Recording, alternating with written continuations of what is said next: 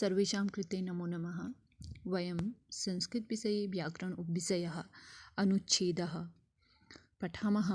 आजकल हम संस्कृत व्याकरण में लघु अनुच्छेद दीर्घ अनुच्छेद को पढ़ रहे हैं। इसमें पहला अनुच्छेद हमने दीर्घ अनुच्छेद वीडियो के माध्यम से पढ़ा था। आज मैं आपको एक दीर्घ अनुच्छेद और बताऊंगी। दीर्घ गद्यांश अर्थात अनुच्छेद, इसको भी हम करेंगे। एक दो अनुच्छेदों को करने के बाद ही हम अनुच्छेद कर पाते हैं, क्योंकि एक ही अनुच्छेद हमारी समझ में इतने अच्छी तरह नहीं आ पाता है, क्योंकि जब तक हम बार बार किसी चीज़ को करेंगे नहीं तो हमारे समझ में नहीं आएगा। तो दो अनुच्छेद मैंने आपको लघु में कराए हैं, दो अनुच्छेद मैं आपको दीर्घ में कराऊंगी, ठीक है। तो दूसरा अनुच्छेद है आज हमारा, अहो रमणीया प्रातः कालस्य वेला सूर्यः उदयाचले अरुणकिरणै उदेति उपवने जनाः भ्रमति व्यायामं च कुर्वन्ति आकाशे खगाः कलरवं कुर्वन्ति वृद्धाः प्रबुद्धाः सन्ति युवकाः युवतयः चापि प्रबुद्धाः सन्ति बालाः विद्यालयं प्रति गच्छन्ति अध्यापकाः अध्यापिकाश्च विद्यालयं प्रति तीव्रगत्या गच्छन्तः दृश्यन्ते। अध्यापकान् अध्यापिकाञ्च बालकान् बालिकाश्च त्यक्तुं विद्यालयेभ्यः बहिः कार्यानानां पङ्क्तिः अस्ति।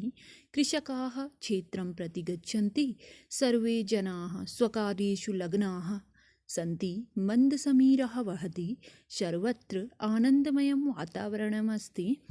प्रातःकालस्य समयः सर्वेषु जनेषु नवजीवनं सञ्चारति, तपसाः आश्रमेषु यजन्ति, भक्ताः देवालयं गच्छन्ति, शिशवः विश्रामस्य पश्चात् प्रसन्नाः भवन्ति, सरणीषु जनाः इतः ततः आगच्छन्ति, मन्दिरेषु शङ्खनादस्य मधुरः ध्वनिः श्रूयते।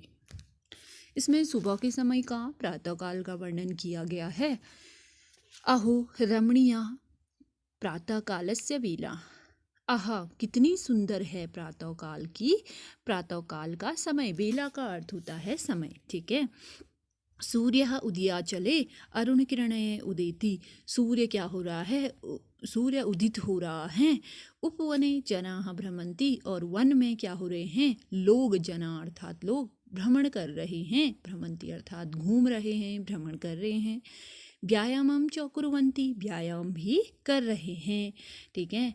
यहाँ पे अर्थ निकलेगा उपवन में अर्थात वन में लोग घूम रहे हैं और व्यायाम कर रहे हैं। कुर्वन्ति अर्थात बहुत सारे लोग हैं, इसलिए यहाँ पे बहुवचन का प्रयोग हुआ है। आकाशे खगाः कलरवं कुर्वन्ति, और आकाश में, आकाश से अर्थात आकाश में सप्तमी विभक्ति है। खगाः अर्थात पक्षियाँ, कलरवम अर्थात चहचहाना जिसको हम कहते हैं, करते हैं। वृद्धाः प्रबुद्धाः सन्ति, वृद्ध लोग जगे हुए हैं। युवक युवतया प्रबुद्धा अर्थात जगना, ठीक है, उठना जगना, उस तरीके से अर्थ निकल रहा है इस अनुच्छेद में इसका। युवकाः युवतयः चापि प्रबुद्धाः सन्ति, युवक और युवतियाँ भी क्या हो रहे हैं, जगे हुए हैं। बालाः विद्यालयं प्रति गच्छन्ति, बालाः अर्थात बालक बालिका, जो भी बच्चे जो भी हैं वह विद्यालय की ओर जाते हैं, प्रति अर्थात की ओर, ठीक है। अध्यापकाः अध्यापिकाश्च विद्यालयं प्रति तीव्रगत्या गच्छन्तः दृश्यन्ते। अध्यापक और अध्यापिका विद्यालय की ओर तीव्र गति से अर्थात शीघ्र, ठीक है, तीव्र गति से जाते हैं, ऐसे दिखाई देते हैं। दृश्यन्ते जाते हुए दिखाई देते हैं। अध्यापकान् अध्यापिकाश्च बालकान् बालिकाश्च त्यक्तुं विद्यालयेभ्यः बहिः कार्यानानां पङ्क्तिः अस्ति।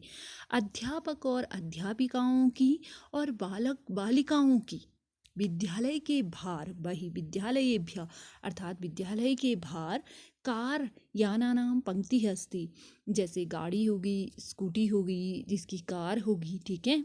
ऐसी पंक्ति कहाँ है, विद्यालय के बाहर छोड़ करके आए हैं अपने कार यान को, और पंक्तिबद्ध लगाई हुई है, ठीक है। कृषकाः क्षेत्रं प्रति गच्छन्ति, और कृषक लोग हैं जो अपनी खेत की ओर जाते हैं। क्षेत्रम अर्थात खेत, ठीक है, प्रति अर्थात की ओर, गच्छन्ति अर्थात जाते हैं। सर्वे जनाः स्वकार्येषु लग्ना सन्ति, सभी लोग, सभी जनाः अर्थात लोग, स्वकार्येषु अपने, कार्येषु अर्थात कार्यों में, लग्ना अर्थात लगे हुए, सन्ति अर्थात हैं। मंद समीरः वहति, और धीरे धीरे हवा बह रही है, चल रही है, ठीक है। सर्वत्र आनंदमयम वातावरणम अस्ति, और सभी जगह आनंदमय का क्या है, वातावरण है। प्रातः कालस्य समयः सर्वेषु जनेषु नव जीवनम संचारयति, प्रातः काल का जो समय है वह सभी लोगों के लिए, जनेषु अर्थात लोगों के लिए, नए जीवन को क्या करता है, नए जीवन का संचारण करता है। तपस्याः आश्रमेषु यजन्ति, तपस्वी लोग, जो तपस्वी लोग हैं वह आश्रमों में यज्ञ करते हैं, यजन्ति अर्थात यज्ञ करते हैं। भक्ताः देवालयं गच्छन्ति, और भक्त लोग जो हैं वो कहाँ जाते हैं, देवालय जाते हैं अर्थात मंदिरों में, ठीक है। देवालय अर्थात मंदिर भी हो सकता है, ठीक है। शिशवः विश्रामस्य पश्चात प्रसन्ना भवन्ति, शिशु लोग विश्राम के पश्चात, जब वो विश्राम करते हैं उसके पश्चात क्या होते हैं, प्रसन्न अर्थात खुश होते हैं। सरणीषु जनाः इतः इतः आगच्छन्ति, सभी लोग इधर उधर से आते हैं। मंदिरेषु शंखनादस्य मधुरः ध्वनि श्रूयते, और मंदिरों में शंख की मधुर ध्वनि सुनाई देती है, ठीक है। तो ये एक सुबह के समय पे वर्णन किया गया है दीर्घ गद्यांश में। सबसे पहले इसमें हम सॉल्व करते हैं एक पदेन उत्तरत, एक पद में उत्तर दीजिए। के आकाशे कलरवम कुर्वन्ति, कौन आकाश में कलरव करता है, तो आपको पता है आकाश में कलरव कौन करते हैं, खगा, यहाँ पे है ना, ये खगा लिखा है, इसी में से हमें उत्तर करने होते हैं। तो आपको गद्यांश हमने अच्छी तरह पढ़ेंगे तो हमें आ भी जाएंगे कि उत्तर कहाँ पे कौन सा उत्तर दिया गया है। तो के आकाशे कलरवम कुर्वन्ति, कौन आकाश में कलरव करते हैं, तो खगः।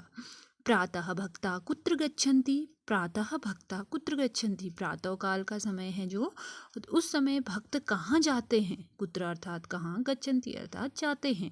तो कहाँ जाते हैं प्रातः काल भक्त, कहाँ जाते हैं, देवालयम, उत्तर क्या आएगा, देवालयम, देवालय जाते हैं, मंदिर को जाते हैं ना प्रातः काल भक्त।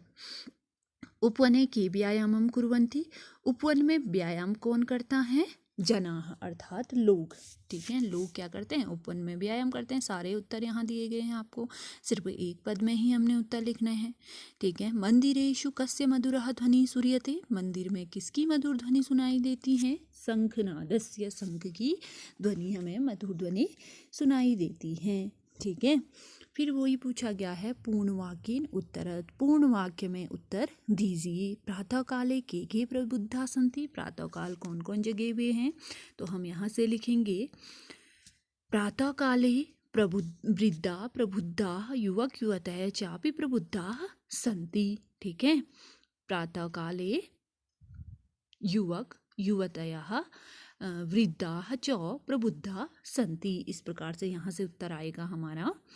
अगला है शिशवः कदा प्रसन्ना भवति, शिशु कब प्रसन्न होते हैं, जब वह विश्राम करते हैं तब प्रसन्न होते हैं ना शिशु, यहाँ लिखा है शिशवः विश्रामस्य पश्चात प्रसन्नाः भवन्ति, अर्थात शिशु जब विश्राम करते हैं तब क्या होते हैं, प्रसन्न होते हैं। फिर है निर्देशानुसारम उत्तरत, निर्देश के अनुसार उत्तर दीजिए। चंद्रमा इति शब्दस्य अत्र किम विलोम पदम प्रयुक्तम, जो चंद्रमा शब्द है उसमें क्या विलोम पद है, चंद्रमा का विलोम पद क्या है, यहाँ क्या है, सूर्य है ना, चंद्रमा का विलोम पद क्या होगा फिर, सूर्य, क्योंकि इसी अनुच्छेद से हमने लेना है तो क्या लिखेंगे हम, सूर्य, ठीक है। अब कहता है दूसरे, मैंने क्वेश्चन आंसर को यहाँ भी हमें उत्तर मिलेंगे, इसके बाद हम यहाँ देखेंगे, यहाँ उत्तर लिखे हुए हैं इनके, ठीक है। तो यहाँ से हम उत्तर लिखेंगे अपनी कॉपी में, जैसे प्रातः काले युवका युवतयः वृद्धस्य प्रबुद्धा सन्ति, इस तरीके से मैंने आपको बताया। शिशुः विश्राम पश्चात प्रसन्ना भवति, है ना, तो चंद्रमा का पर्यायवाची विलोम पद क्या होगा, सूर्य होगा, ठीक है। तो इस प्रकार से यहाँ उत्तर दिए गए हैं, आप यहाँ से भी लिखेंगे।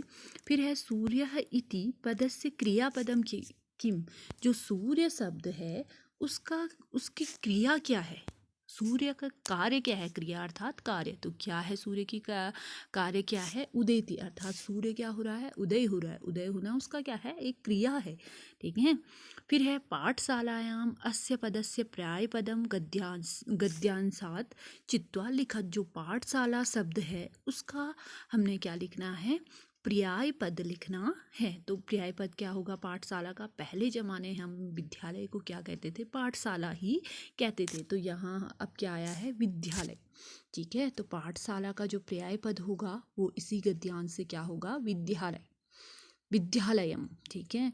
फिर है मंदिरेषु इति पदे का विभक्ति, जो मंदिरेषु शब्द है इसमें कौन सी विभक्ति है, विभक्ति सिर्फ विभक्ति पूछी है, पद परिचय नहीं, सिर्फ विभक्ति, तो इसमें कौन सी विभक्ति है हमारी, सप्तमी विभक्ति है, सप्तमी बहुवचन है इसमें, मंदिरेषु में कौन सी विभक्ति आएगी, सिर्फ विभक्ति ही पूछी है, तो इसमें हम लिखेंगे सप्तमी विभक्ति, वचन पूछता तो बहुवचन था, है ना। फिर कभी कभी इस तरीके के क्वेश्चन आपसे पूछे जाते हैं, अस्य अनुच्छेदस्य समुचितम शीर्षकम लिखत, इस अनुच्छेद का समुचित अर्थात जो उचित शीर्षक है उसको लिखिए, तो शीर्षक हमारे अलग अलग भी निकलते हैं कभी कभी, है ना। तो हम लिखेंगे जैसे इसमें बताया है हमें, इस जो इसका शीर्षक निकला है वो सुबह के समय का वर्णन है, तो हम लिख सकते हैं प्रातःकालस्य रमणीयः बेला, है ना, प्रातःकाल का सुंदर समय है, ठीक है। तो इस प्रकार से कभी कभी लेखक क्या कभी कभी इन गद्यांशों में हमें शीर्षक भी पूछ लेता है, तो अपने उससे बना सकते हैं हम शीर्षक, देख सकते हैं कि किसका वर्णन किया गया है, क्या चीज़ इसमें आ रहा है, तो हम उसी के अनुसार उसका शीर्षक लिख सकते हैं। तो मैंने आपको 2 गद्यांश करा लिए हैं, इस गद्यांश को भी आप अपनी व्याकरण की कॉपी में करोगे। तो आज के लिए इतना ही। अस्तु, नमो नमः, धन्यवाद।